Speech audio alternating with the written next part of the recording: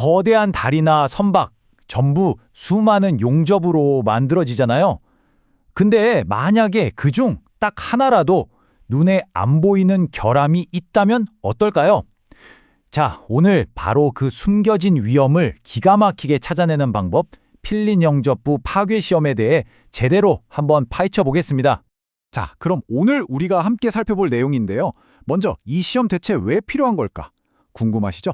그리고 실제로 어떻게 진행하는지, 합격이냐 불합격이냐 그 기준은 뭔지, 마지막으로 이 시험이 전체 품질 관리에서 어떤 큰 그림을 그리는지까지 하나하나 짚어보겠습니다.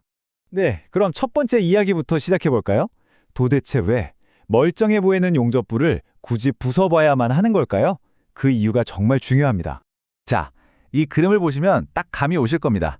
왼쪽이 뭐냐면요, 우리가 흔히 쓰는 초음파나 엑스레이 같은 최첨단 비파괴 검사예요.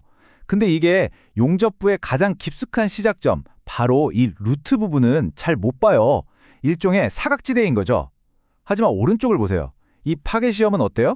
그냥 아주 확실하게 용접부를 딱 부러뜨려서 그 안을, 그 루트를 우리 맨눈으로 직접 들여다보게 해주는 겁니다.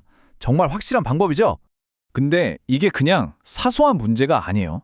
왜냐면 이 필린 용접이라는 게 우리가 매일 건너는 다리, 일하는 건물, 바다를 가르는 배, 이런 어마어마한 구조물에서 정말 가장 흔하게 쓰이는 방식이거든요. 그러니까 이 사각지대가 얼마나 치명적일 수 있는지 상상이 가시죠? 자, 그럼 이 골치 아픈 문제를 어떻게 해결할 수 있을까요? 바로 그 해답을 보러 가시죠. 지금부터 실제 시험이 어떻게 진행되는지 그 과정을 한번 쭉 따라가 보겠습니다. 일단 시작은 시험용 조각, 그러니까 시편을 만드는 것부터입니다. 실제 현장이랑 똑같은 조건으로 용접을 하고요. 그리고 나서 양쪽 끝에 저렇게 작은 홈을 파줘요. 노치라고 부르는데, 이게 왜 필요하냐면 우리 종이 찢을 때 한번 접어주면 그 선 따라서 쫙 잘 찢어지잖아요. 똑같은 원리예요. 힘이 다른 데로 새지 않고 정확히 우리가 원하는 용접부에만 딱 집중되게 만들어주는 거죠. 시험 과정은요, 아주 간단하고 또 확실합니다. 일단 시편을 단단하게 꽉 고정해요. 그런 다음에 망치나 프레스 같은 걸로 반대편을 쾅 하고 때리는 겁니다. 그럼 어떻게 되겠어요? 용접부의 가장 약한 뿌리, 바로 그 루트 부분이 강제로 쫙 벌어지게 되는 거죠. 부러지든 아니면 완전히 납작하게 접히든 둘 중 하나가 될 때까지 계속 힘을 가하는 겁니다. 자, 이렇게 힘으로 용접부를 부러뜨렸습니다. 그럼 이제 뭘 봐야 할까요? 과연 이 용접이 잘 된 건지 아닌지 무엇을 보고 판단할 수 있을까요? 이제부터가 진짜 검사의 시작입니다. 과연 합격일까요? 불합격일까요? 그 결과를 가르는 명확한 기준들을 한번 살펴보겠습니다. 첫 번째 관문은 아주 직관적이에요. 만약에 용접부가 깨지지 않고 저 그림처럼 철판이 그냥 납작하게 확 접혔다? 와, 이건 볼 것도 없이 그냥 바로 합격입니다. 그만큼 튼튼하다는 뜻이니까요. 하지만 만약 땅 하고 부러졌다? 그러면 이제부터 본격적인 정밀 검사 단계로 넘어가는 겁니다. 자, 이렇게 부러진 단면을 볼 때 검사관이 가장 먼저 확인하는 게 바로 융합 상태입니다. 용접한 쇳물이 원래의 철판이랑 얼마나 잘 녹아 붙었냐는 거죠. 빈틈 하나 없이 마치 원래부터 한 몸이었던 것처럼 완벽하게 하나가 되어 있어야 합니다. 이게 기본 중에 기본이에요. 그 다음에는요, 거의 현미경으로 들여다보듯이 이 파단면을 아주 자세히 봅니다. 용접할 때 어쩔 수 없이 생길 수 있는 작은 기포나 찌꺼기 같은 것들 있잖아요. 그런 결함들의 크기를 하나하나 다 재고요. 또 특정 구간, 예를 들어 1인치 안에 이런 결함들이 얼마나 뭉쳐 있는지도 아주 꼼꼼하게 다 확인해야 합니다. 기준이요? 아주 깐깐합니다.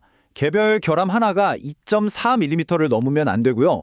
또 2.5cm, 그러니까 1인치 정도 되는 짧은 구간 안에 있는 모든 결함의 길이를 다 더했을 때 그게 10mm를 넘어도 바로 불합격입니다.